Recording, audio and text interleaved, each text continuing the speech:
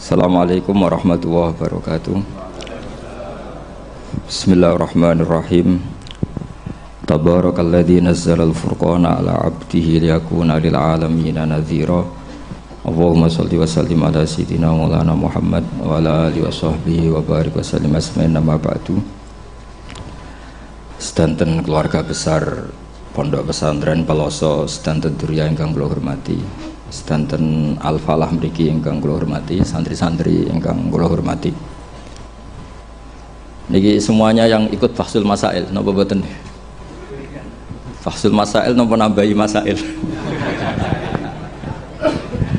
Karena setahu saya itu Fahsul Masail itu nambahi masalah. Karena yang harusnya terjawab gara-gara wong brengkel-brengkel itu jadi gak keterjawab.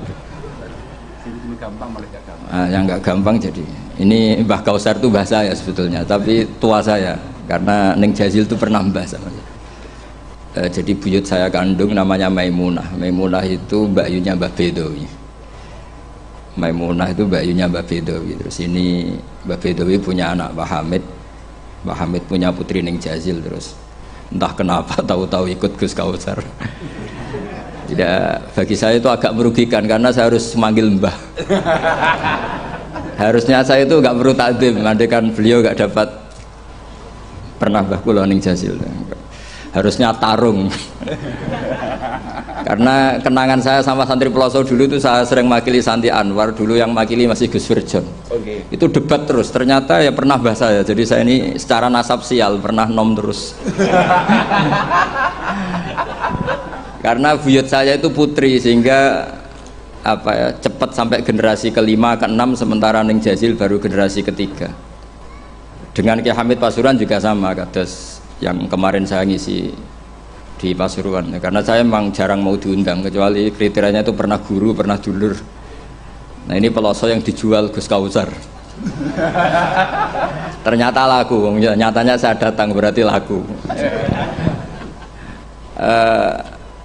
Memang saya kalau di Lasem terkenal Bani Umar, jadi buyut saya itu yang partai Bani Umar, sama dengan Kiai Hamid Pasuruan. Hamid bin Abdul bin Umar, kalau bahasa itu Fatimah binti Idris bin Umar. Yai Umar itu dapat Mbah Maimunah itu, mbakyunya Mbah Dowi. Tapi ini karena urusan ilmu ya kadang Mbah juga harus dilawan. Karena dalam ilmu itu semuanya fair. Kita tahu semua Jamul Jawame itu dikarang oleh bapak dan anak. Ya biasa saja kalau Imam Taqiyuddin As-Subki ya dikritik biasa, mengkritik ya biasa, normal saja. Karena ilmu itu siapa saja boleh gugat, tapi tetap ma'al adab. Karena kalau ilmu nggak dikontrol itu bahaya betul. Wajah-wajah gini kan nggak wajah Nabi kan, nggak akan. Nabi nggak akan karena sudah ditutup, wajah wali juga jauh. Jadi kemungkinannya itu wajah muta'anitun sing mempersulit situasi. Sama tidak usah tersinggung karena ini fakta biasa saja. Biasa. Saya punya pengalaman Fahsul Masail itu banyak dan berakhir dengan rata-rata mauquf. Orang brengkel itu macam-macam. Kalau orang Madura karena hamiyahnya, dan itu bagus. Wong ndak hamiyah al-jahiliyah. Saya punya sekian contoh perdebatan, mungkin bisa ditiru dalam Fahsul Masail. Dan yang saya ceritakan di sini itu nggak tanggung-tanggung. Logika yang dibangun Allah Subhanahu Wa Taala. Jadi itu di atas muharrir, di atas musoheh. Tapi langsung Allah Subhanahu. Itu kalau sampean bantah neraka selawas-selawas. Yaitu masyhur dalam kitab Khilyatil Auliya dan beberapa kitab diceritakan kalau di Khilyatil Auliya itu ikut tarjamahnya Ka'bul Ahbar atau Wahab bin Munabbih. Kita tahu kitab Khilya itu indukannya kitab Ihya fi Manaqibil Akhyar. Jadi Ihya itu nginduk sekian kitab. Kalau Fitasawuf nginduk Kutil Qulub karangannya Abu Thalib Al-Makki. Kalau fi Manaqibil Akhyar nginduk kitab Khilyatul Auliya karangannya Abu Nu'aim Al-Asfihani. Dan kitab itu memang harus nginduk supaya muttabi bukan mubtadi. Makanya saya senang kayak Gus tadi Kausar bilang abasa baca begini, memang harus begitu. Kalau dia baca sendiri saya tidak percaya, memang dia harus ngomong gitu. Kalau tidak saya tidak percaya. Dan bagus begitu. Termasuk yang saya kenang tadi beliau baca Taqihi Al-Harro saking panas. Karena keyakinan saya memang al-harra itu mansubun binas il-khofid anil khari, terus hanya dibuang tahu-tahu jadi nasab. Itu juga kasus sebetulnya itu. Ya pantas agak lah, ya lumayan lah gitu, sudah bagus.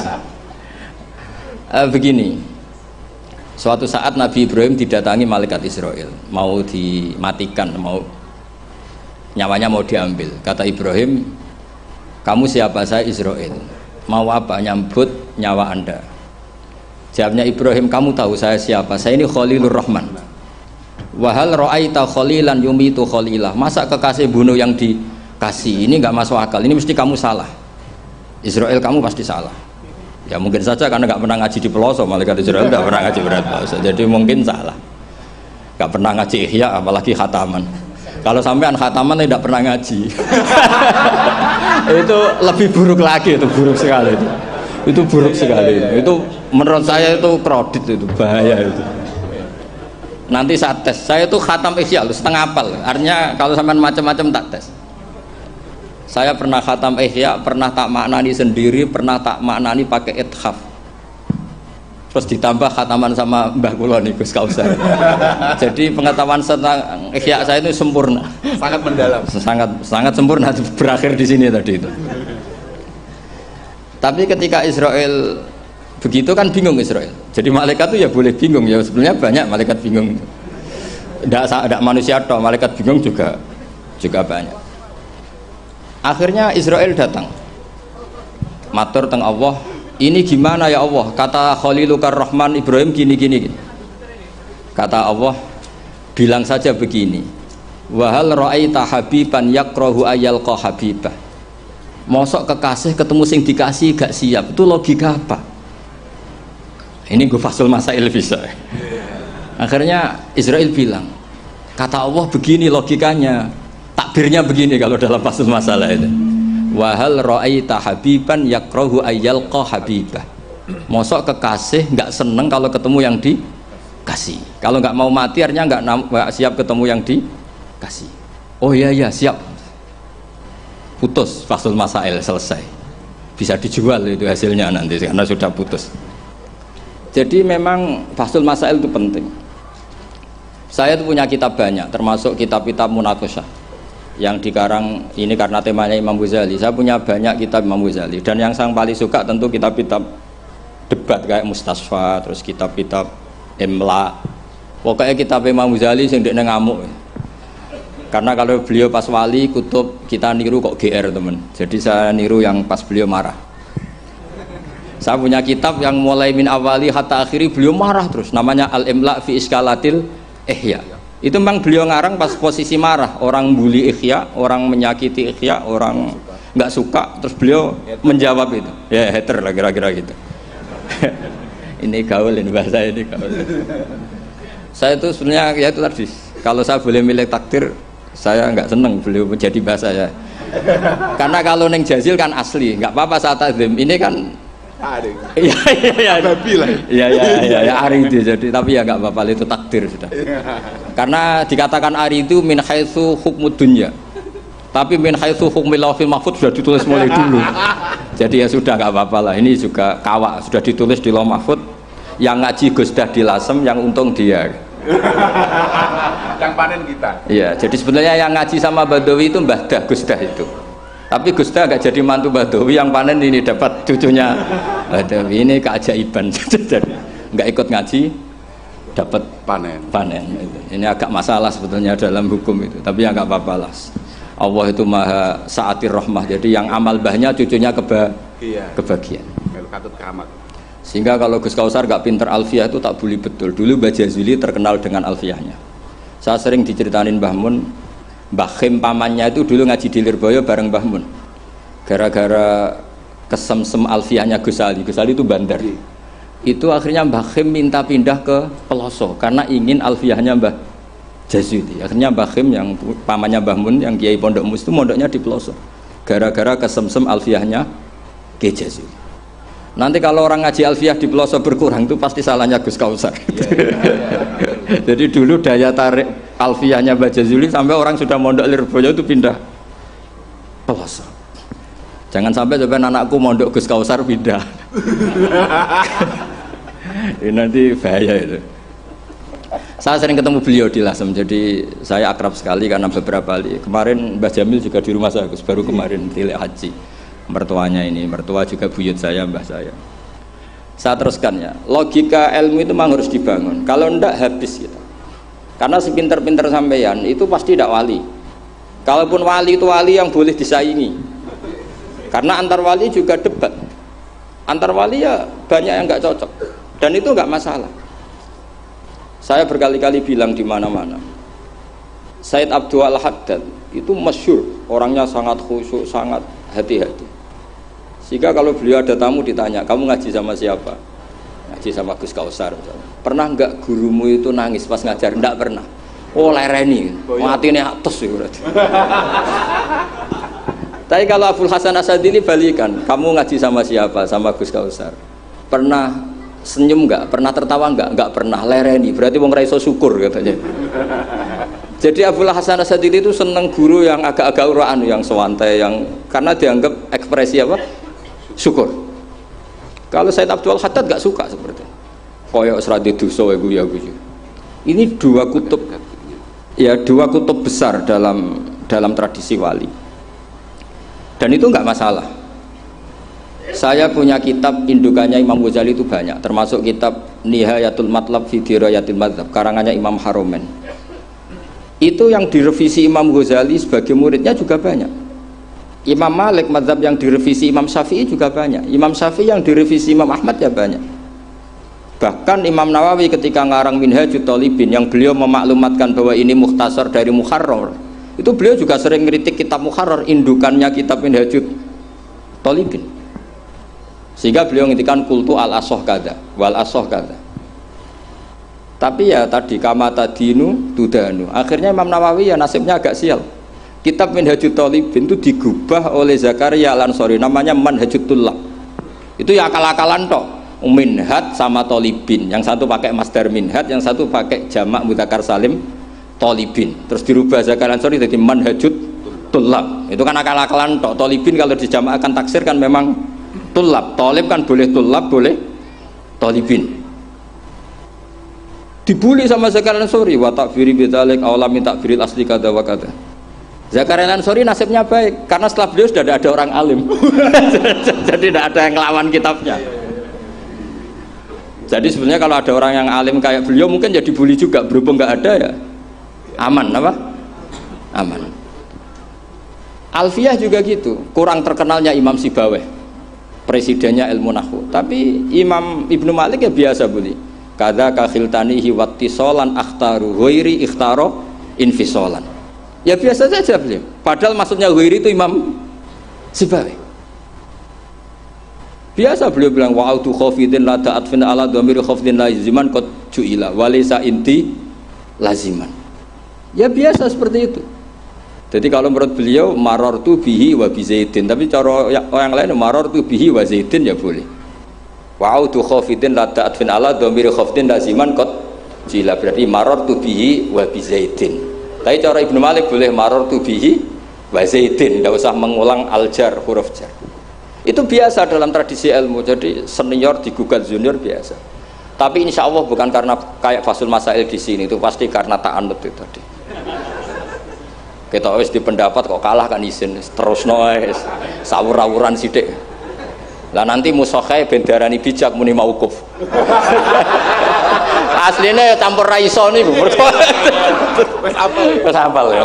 Karena saya jadi musokhai berkali-kali, jadi saya tahu bingung wis muni mauquf. Dan ini tidak ngeritik, ini fakta. Jadi sama tidak usah tersinggung. Tersinggung malah beneran orang udang meneh. Kalau ini diundang mriki pun mboten pati ikhlas gara-gara sesuk kalau teng Sedang gara-gara jual nama Gus Kausar. Sekolah ini pengapesan pernah apalagi kemarin ya sering lah saya ketemu beliau di Mbah Jamil. Kalau di sana menang saya karena saya Sibul Bet. Pernah callnya Mbah Hamid, mertua beliau yang isi saya. Beliau mustame. Ini takdir karma tadi. Itu bisa diviralkan. Gus Bak ngaji Ihya sama Gus Kausar. Itu alhamdulillah ya. Itu nggak tahu saya itu musibah apa rahmat. Tipis-tipis. Gak apa-apa lah, saya mati betul, saya mati. Santai mawon, ini urusan ilmu. Kenapa ilmu itu harus digugat? Karena selain masalah usuluddin, ya selain masalah usuluddin dan hal-hal yang mujma' alaih atau mutafaq alaih dalam fikih, itu memang potensinya tidak. Asal yang gugat orang alim loh ya, jangan sekedar dosen, ora iso ngaji lho. Mesti dosen tertentu ora iso ngaji, oh iku ora istihad, iku ngawur sini. Istihad itu harus orang alim. Alim itu apal Quran, apal ribuan hadis, apal kutubus sittah, terus khatam Ihya. Maksudnya khatam dari awal ngaji sampai akhir. Apa perlu khataman ya? Ini khataman namanya, bukan khatam Ihya. Wah itu jelas. Lo ora percaya tak tes. Ayo ini khataman apa khatam? Langsung khataman. Ayo. Tak tes betul. Saya sinau Ihya itu pernah ngaji sama Mbah Mun, pernah tak manani pakai pikiran saya sendiri. Terus tak ulang lagi tak manani pakai pikirannya Said Zabidi, kitab Ithaf. Dan kita punya sanad dengan Ithaf itu dekat sekali. Ya sama lah, saya jenengan sama. Karena misalnya saya, Mbah Mun, Mbah Zubair, Ki Fakih Mas Kumambang, Mbah Mahfud Termas, Ki Mahfud, Ki Abdullah, Ki Abdul Manan. Abdul Manan yang mbahnya Mbah Mahfud itu mulazim sama Said Zabidi, Sohibul Ithaf. Namanya Said Murtado Az-Zabidi. Jadi sanad kita dengan beliau itu dekat sekali. Ya itu saja misalnya. Ya sama lah sanad saya Peloso Lirboyo kan sama. Sebagian tetap lewat Mbah Hasyim. Biasanya nak syarat jalan pintas lewat Syekh Yasin bin Isa Al-Fadani. Tapi gue ijazah amah. Sebetulnya keren sanad mulazamah yang ngaji min awali hatta akhiri. Kalau ketemu beliau kan musim haji, ajastukum qabilna. Repot. Ya itu ya bagus lah untuk ijazah. Tapi terus ngaji kitab opo. Kadang memalukan gini, misalnya di pondok ngaji be Ustadz Iqbal Jurumiyah Imriti sama Ustadz Nasor Imriti. Karena kenal Syekh Yasin bin Isa, mosok Jurumiyah ngaji be Syekh Yasin, nak sakit Syekh Yasin. Sanatem Jurumiyah konti, kok Syekh Yasin. Kebayang nggak Syekh Yasin moco Jurumiyah? Mereka apa yang aku muni sanate ning di ning Ustadz Iqbal. Ustadz Iqbal saiki alumni pondok ngojek. Sing murid dadi kiai, yang muridnya jadi kiai kan izin nak sanate itu Ustadz Iqbal, karena jadi Ustadz zaman di pondok pulang sudah ada jadi. Menurut saya itu keangkuhan, harus kita sebut. Saya dulu ngajinya sama Ustadz Iqbal, meskipun sekarang sudah ada Ustadz, tapi ngajinya sama Ustadz Iqbal. Karena langsung bilang saya Yasin. Yang percaya siapa? Kebayang nggak saya Yasin ngorek Jurumiyah? Nggak kebayang nggak saya Yasin? Sesuai kamu ijazah mabadik fikih juga sama saya Yasin. Sesuai primbon juga sama saya Yasin. Boy orang itu punya akhlak sidik lah. Foto Bang Qabilna gak ngerti ijazah apa. Ijazah apa ya? Iya. Pokoknya acaranya ruame ngono tok kenangan. Dikaimangan ngono tok kenangane. Itu lebih buruk lagi. Nah ini bukan gojlok, ini ngamuk. Jadi ini asli. Kalau gojlok masih baik. Jadi saya ingin sekali sanad itu terjaga. Kalau ngaji ya min awali hatta akhiri. Saya punya kitab karangannya Syekh Mahfud, sanad beliau Al-Mustafid lima alam minal asanid. Itu kalau cerita ketika ngaji sama Syekh Mbah Soleh Darat, hadartu indahu tafsirul jalalain marroten, itu min awali hatta akhirihi. Ketika beliau cerita ngaji sama Syekh Abi Bakar Sato, hadartu indahu al-Bukhari min awali hatta akhirihi. Terus wafatani babu kada wa kada. Yang enggak ngaji juga dihitung. Terus yang ketika bab yang fatani itu saya ngaji lagi sama Syekh ini, termasuk sama mbah-mbahnya Habib Anis, namanya Muhammad bin Husain Al-Habsyi. Karena sanad kita pasti ketemu semua di Sayyid Zaini Dahlan. Jadi yang Solo itu Habib Anis kan Anis bin Alwi bin Ali, yang punya sohib simtut Duror. Ali ini bin Muhammad ya bin Husain. Nah itu juga mufti Syafi'iyah. Jadi insya Allah sanad seluruh Indonesia itu sama, termasuk sebetulnya Muhammadiyah. Tapi Muhammadiyah kan terus man ba'dawi ini terus udah ngaji. Man ba'dawi setelah siapa itu? Mbah Dahlan udah ngaji. Sebenarnya sanadnya sama. Dulu Mbah Dahlan itu yang ngajinya bareng Mbah Hasyim. Yang Mbah Hasyim lebih mulazamah ke Syekh Mahfud, sing Mbah Dahlan lebih mulazamah ke Syekh Khotib Minangkabau. Syekh Khotib Minangkabau terlalu modern, beliau berafiliasi ke gerakan Muhammad Abduh. Jadi agak-agak sudah tahu gerakan Ikhwan. Sehingga Mbah Dahlan pulang ke Indonesia dengan gaya reformis, yang Mbah Hashim tetap mengikuti tradisi salaf karena beliau lebih terbentuk oleh Syekh siapa? Mahfud. Kita tahu Syekh Mahfud itu adalah murid Sayyid Abi Bakar Sato. Abi Bakar Sato itu kalau Jawa itu kira-kira ruju lah. Itu yang barep namanya Umar Sato. Sayyid Umar Sato itu yang gurunya Mbah Mat, mbahnya Mbah Mun. Mbah kandungnya Mbah Mun dari ibunya namanya Ahmad bin Syuaib. Itu dulu mondok di Mekah, muridnya Sayyid Umar Sato. Dan itu beliau nggak pernah ngajar kitab besar, nggak pernah ngajar Ikhya atau kitab-kitab besar. Beliau mau ngajar kitab yang bisa dihafalkan. Jadi kalau muridnya nggak sanggup muhafadzah, nggak mau ngaji beliau. Makanya kita ini wajib menghafalkan, itu sebenarnya ya korban dari tadi. Jadi muhafadzah itu bagian dari itu. Tapi ini korban baik, tentu korban baik. Cuma kritik saya pada pondok-pondok itu muhafadzah sekarang itu menjadi syarat kenaikan kelas. Dulu itu enggak, muhafadzah itu syarat menjadi orang alim. Sekarang enggak alim pun yang penting muhafadzah. Akhirnya banyak yang hafalannya alfiyah hafal tapi ora paham alfiyah, sing paham ora hafal. Karena biasanya wong paham itu kan banyak analisis. Nah, saya termasuk yang bejo ya paham ya hafal. Ini syukur. Tapi saya harus lebih syukur Gus Kausar. Karena tadi wis paham apa yang ngaji abe aku, jadi ini masih kalah saya. Saksinya banyak lagi pas ngaji. Dulu Gus Kausar pas di dalamnya Bamun bilang saya gini, Gus kalau pengen ngaji dengan saksinya mau sitok, ini pas aku ngaji dia saksinya wakil. Jadi untung beliau di bangsa. Tapi tidak apa-apa, saya ikhlaskan tuh bahasa saya aman. Ilmu itu harus dikritik, sehingga dulu ulama itu biasa tadi saya contohkan dari Alfiyah ya, karena yang identik dengan Mbah Jazuli. Ibnu Malik itu muridnya Imam Sakhawi, beliau ahli qiraah sab'ah. Imam Sakhawi itu muridnya Imam Syatibi. Kita tahu Imam Syatibi terkenal sekali dalam dunia sab'ah, kan Nawawi fil fikhi kira-kira, karena yang bisa menerjemahkan sab'ah populer itu Imam siapa? Syatibi, yang punya karangan Khirzul Amani. Saya pernah belajar kitabnya khatam. Sehingga Ibnu Malik itu terbentuk oleh qiraah sab'ah. Sehingga kalau beliau mengatakan fin nazmi wan nasris sahihi musbata, teori saya itu bisa dibuktikan baik dalam syair, maksudnya nazam di situ adalah syair, wan nasris sahih. Nasir sahih artinya qiraatu Abi Amrin. Karena qiraatu Ibnu Amrin itu mengatakan wattaqullaha alladzi tasaaluna bihi wal arhami. Kalau dibaca wal arhami artinya ada maktuf pada maktuf alih dhamir majrur min ghairi i'adatil jari, yaitu wal arhami diatafkan pada bihi tanpa mengulang huruf jar. Tapi jumhur tentu lebih keren karena jumhur ngikuti qiraah masyhurah wattaqullaha alladzi tasaaluna bihi wal arhama. Jadi jumhur memang bacanya wal arhama diatafkan ke Allah, bukan diatafkan ke bihi. Ketika Ibnu Malik mengatakan fin nazmi, saya tuh nggak pernah terencana mau ngomong ini gara-gara ini mau bully Gus Kausar ini tadi. Maksudnya mau bully tadi, dulu guru-guru kita pindah pondok ke Pelosok karena kepengen alfiyahnya Mbah Jazuli. Itu harus terjadi lagi era cucu-cucunya, jangan sebaliknya. Ya siap demo ya. Kak wani nah santri Pelosok mesti.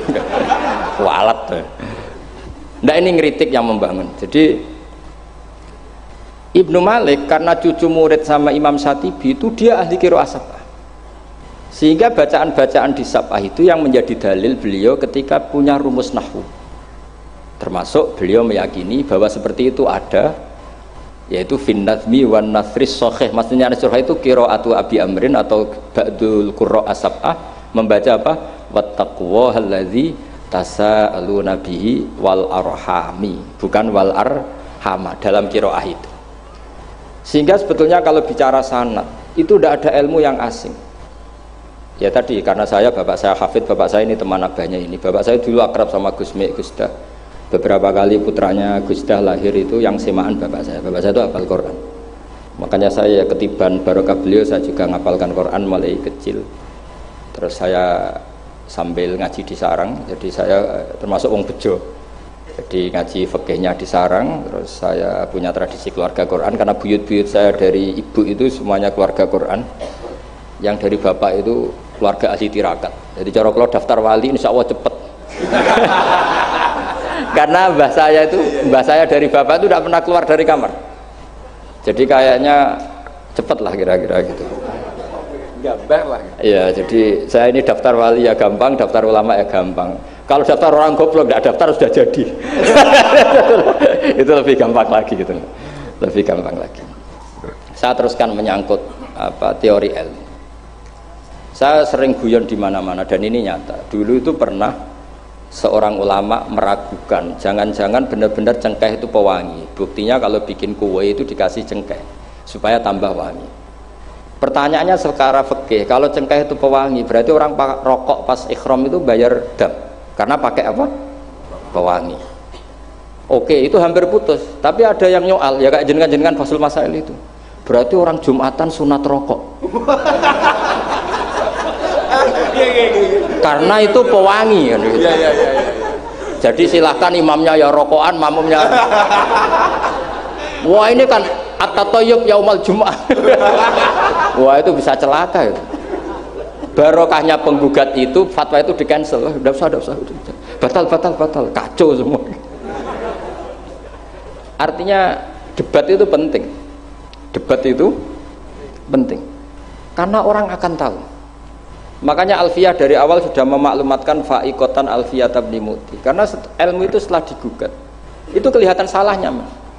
Yang paling masyhur dalam usul fikih misalnya.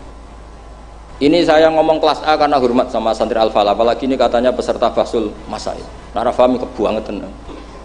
Sampean enggak usah tersinggung, biasa saja, ini kan ranah ilmu. Ya nak mbak-mbak boleh, wong itu oleh tersinggung, wong lanang ora oleh. Biasa wong itu tersinggung, wong lanang kebablasan.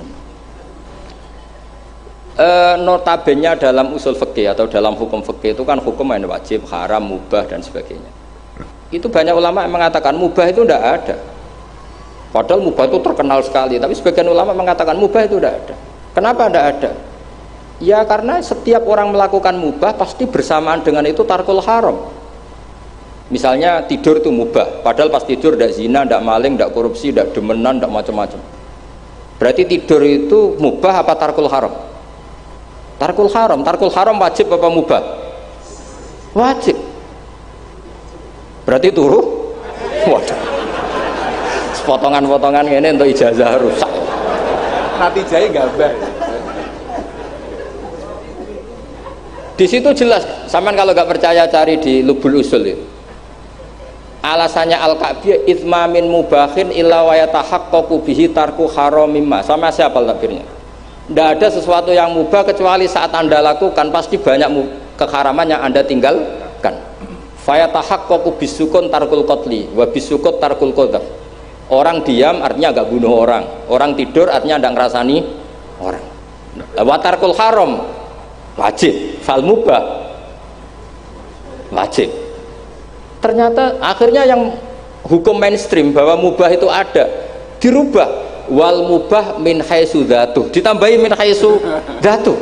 Karena kalau min haitsu atharul mubah adalah wajib karena terjadi tarkul haram. Itu barokahnya gugatan. Akhirnya wal mubah min haitsu dzatuh. Ya umumnya mas saya sarang baca min haitsu dzatuh karena masih ngikuti kaul as-shah, kalau haitsu wajib butuh pada jumlah.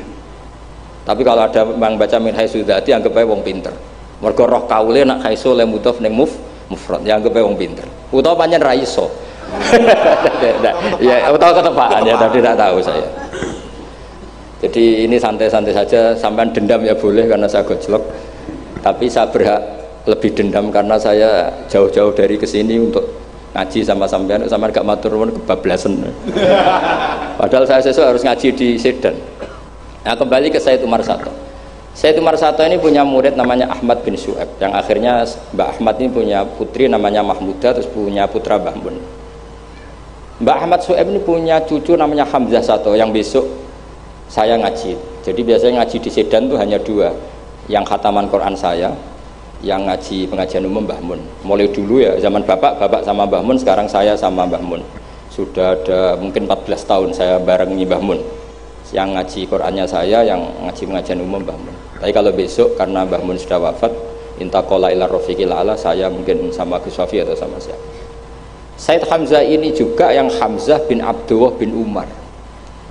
Sehingga sanad di daerah saya itu benar-benar jadi sanad yang luar biasa dekat, dan bahkan jadi sanad dan ahwalian, bukan sekedar sanad seperti untian mutiara atau untian, tapi memang jadi perilaku. Sampai guyonannya itu orang alim nara setengah hafal i'anah, orang alim nara pati setengah hafal, karena i'anah ini dibawa cucunya ke Sedan, ke Sarang, ke Naruan. Bahkan Said Hamzah itu sering tidur di rumah saya dulu, karena ya temannya buyut saya, temannya buyutnya Gus Akhwas, temannya, karena Hamzah itu bin Abdullah bin Umar. Said Umar ini kakaknya sekaligus gurunya Said Abi Bakar, satu sohibul i'anah. Jadi makanya saya ketemu jenengan ya pede saja. Buyut-buyutku koncone sing ngarang kitab. Lagi putu padha ra iso ngarange lah. Tapi suatu saat insya Allah punya karangan, gitu, tunggu mawon. Ojo karangan bunga, karangan kitab, maksudnya karangan kitab. Sembrono. Memang benar-benar ngarang kitab. Nah, kenapa ilmu itu butuh digugat? Kalau ndak ya habis kita. Misalnya kitab Takrib itu mengatakan mabit bimina Musdalifah sunat atau wajib? Sunat. Fathul Qorib membenarkan yang benar adalah wajib. Padahal kitab kecil. Karena Fathul Qorib itu nyarai Takrib, kitabnya mau kecil. Itu aja sudah ada gugat menggugat. Apalagi Bahsul Masa. Nggo takbir pirang-pirang dino nganti runtusan, jebule keok. Kan yo isin. Cara saya emang harus ngeyel itu satu-satunya acara ini kan harga diri. Apalagi di daerah santri ini kan isin Gus. Oh isin pol Gus. Lah musokheh yang bijak adalah yang memutuskan mauquf. Makanya kalau musokheh bilang mauquf kemungkinannya dua. Kalau nggak bijak ya panjang ra paham. Karena masalahnya mustabih, kayak iya kayak tidak, nggak apa-apa. Nggak paham itu bagus loh. Kalau memang masalah itu sulit, bagus nggak paham. Kalau sulit kok memaksa paham, ya bo paham. Saya punya sekian contoh ya perdebatan ulama. Saya punya kitab namanya itu Al-Ghiyasi fil Tithamidz Zulam, karangannya Imam Haromen. Saya juga punya kitab Nihayatul Matlab fi Dirayatul Madhab.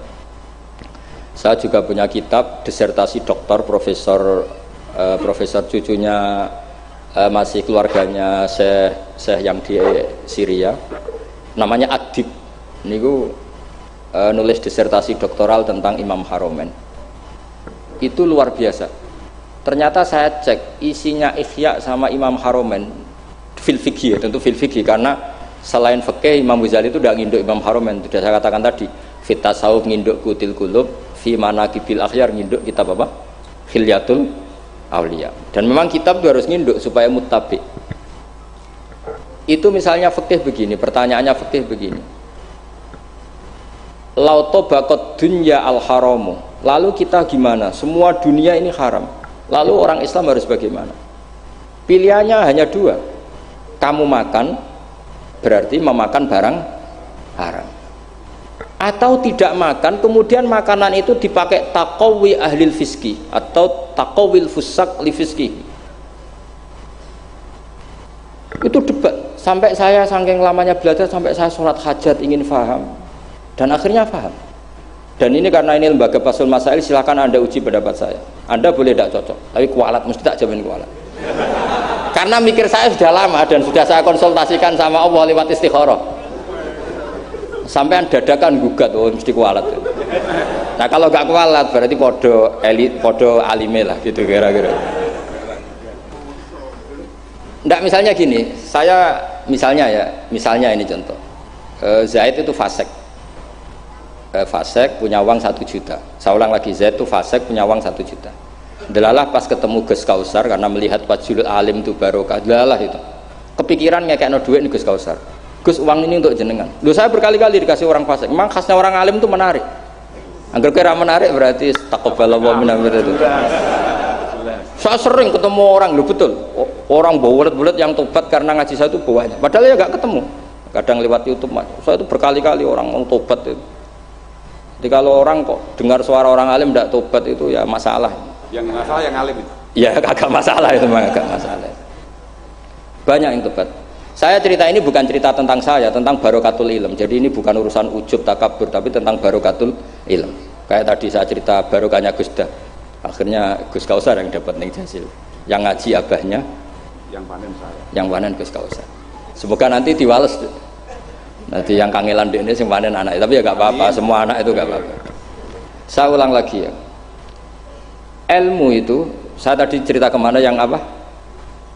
1 juta. 1 juta tadi. Gus Kausar karena sufi, sufi latihan, masih coro wali, masih amatir, masih amatir. Milih gak nerima. Wah enggak, saya ini Gus, saya ini orang bersih, nggak mau nerima uang dari orang fasik. Kemudian si fasik ini potensinya, ya wes tak kayak ora gelem, tak nggo demenan meneh, tak nggo judi meneh, atau tak nggo medok meneh. Tapi kalau gelem, bisa saja orang ngomong gini, kiai ketemu wong fasik berduit ya gelem. Potensinya ini kan, lah ini wajib mauquf, kalau seperti ini wajib mauquf ini. Wajib mauquf ini. Kalau nggak mauquf bahaya ini. Wajib mauquf kan? Karena kalau nerima ternyata kiai itu sangger duit kaum fasik gelem. Tapi kalau tidak menerima kemudian hadzal zalim yasta'inu bihadzal mal li fi'lil haram, salah kamu kan? Andai kan kamu terima, kan dia tidak punya perangkat untuk beli homer misal, atau beli wedoan. Ini bisa saya beli wedok katanya, nggak tahu saya maksudnya. Tapi gara-gara tidak kamu terima, dia cukup punya uang untuk beli tadi yang haram-haram itu. Kamu ikut salah nggak? Karena menolak. Tapi ketika kamu menerima, kemudian orang alim tercemarkan, wong alim gampang kayak duit menang. Ayo milih mana? Ayo silahkan dimulai basul masailnya. Ayo. Ayo silahkan, ayo ini ada mushaf banyak di atas ini. Jawab sekarang apa tidak usah dijawab? Ini masih 5 menit ini. Tahu? Mauquf atau? Mauquf. Ini dari ketika mauquf. Kata beliau mauquf. Nah, tapi sebetulnya padanan seperti ini itu ada. Saya tidak bilang jawab loh. Padanan seperti ini ada. Ya misalnya tadi ghanimah itu amwalul kufar, ya gitu aja, tidak usah saya terangkan detail. Ghanimah itu amwalul kufar, dan namanya amwalul kufar bisa saja mereka dapatkan, dan kebanyakan, bukan saja kebanyakan, dari jual khomer, jual babi, mungkin nyuwun sewu sebagian jual prostitusi, namanya amwalul kufar. Maka normalnya ghanimah itu haram karena min amwalil kufar yang notabene pasti materinya banyak yang haram. Sebab itu normal ketika ghanimah itu diharamkan oleh Nabi sebelum Rasulullah Muhammad Shallallahu Alaihi Wasallam. Oke, itu fikih pertama. Fikihnya Gus Kausar tadi yang masih latihan tasawuf itu benar. Tapi nyatanya apa yang terjadi? Era Rasulullah Muhammad ghanimah itu dihalalkan. Karena kalau itu dikembalikan ke mereka, pasti yasta'inu nabiha alal ma'asi, pasti dipakai perangkat maksiat. Makanya ini clear mauqufnya. Yang kubu sebelah nabinya sebelum Nabi Muhammad, yang kubu sebelah nabinya Nabi Muhammad, nggak apa-apa. Dan dalam hal seperti ini kita memang boleh ngikuti siapa saja. Makanya itu uniknya Rasulullah ngendikan al ulama warasatul anbiya. Nabi tidak mengatakan warosati, waris ingsun, karena Nabi itu kadang punya perilaku yang kelas A, kelas super, sehingga umatnya agak kuat niru. Jadi Joko-Joko sing rapayu rabi, ya niru aja Nabi Zakaria gitu. Nggak bisa kamu niru sepersis Nabi Muhammad, istrinya banyak, adil, tentram, kan nggak mungkin gini rumun. Kowe bojone meloro telu, mesti masalah tak jamin. Bojo sitok ora persis Nabi, yang Nabi garwane ndak sitok. Gak payu rabi, malah ora persis blas. Nah, kalau sudah seperti ini ya sudah, al ulama warasatul anbiya. Nah, kebetulan ada nabi yang enggak nikah, yang masyhur Yahya dan Isa. Dan ada ulama kita yang niru itu, Syekh Nawawi. Siapa? Imam Nawawi, maksudnya Imam Nawawi yang ngarang kitab Majmu. Itu enggak nikah, bukan karena enggak payu, memang enggak nikah beliau. Lalah namanya beliau itu Yahya bin Syaraf Zakaria An-Nawawi. Makanya Mbah Mun kalau nerangkan itu nangis. Lah iya, pangeran cek pinter. Delalah Imam Nawawi jenenge Yahya, di bapak jenenge Zakaria. Lalah ya ora rabi ya alim. Lah anakku ora rabi tok ndak alim kata bapak. Makanya ini bukan al-ulama warosati tapi al-ulama warosatul. Ada umatnya Nabi yang kupereng garis keras karena niru Nabi Nuh. Ada ulamanya Nabi yang lunak karena niru Nabi Ibrahim. Makanya ketika menyikapi Asra Badrin, tawanan-tawanan Badar, Rasulullah tanya sama Abu Bakar, ini gimana Asra Badrin? Hum asyiratuk, hum aqaribuk, ini kerabat engkau, ini sanak-sanak, ya maafkan saja. Sayyidina Umar, itu kan orang-orang yang dulu ngusir kamu, ingin bunuh engkau ya Rasulullah. Humul ladzina akhrajuka wa hammu ayaqtuluka kadza wa kadza. Itu kan orang-orang yang dulu ngusir jenengan, ingin bunuh jenengan, ketangkep ya bunuh, kok repot. Itu kira-kira Madura ya, enggak tahu saya itu. Ini kan katanya sejawa Madura ya. Enggak tahu, orang Madura turunan Umar apa Joko Tole ya, enggak tahu saya. Tahu saya. Secara genetik nasab enggak tahu saya. Tapi ya bagus, hirohnya mirip siapa? Umar. Nabi enteng saja, tidak kayak musuhnya sekarang kalau ada debat bingung. Nabi santai aja.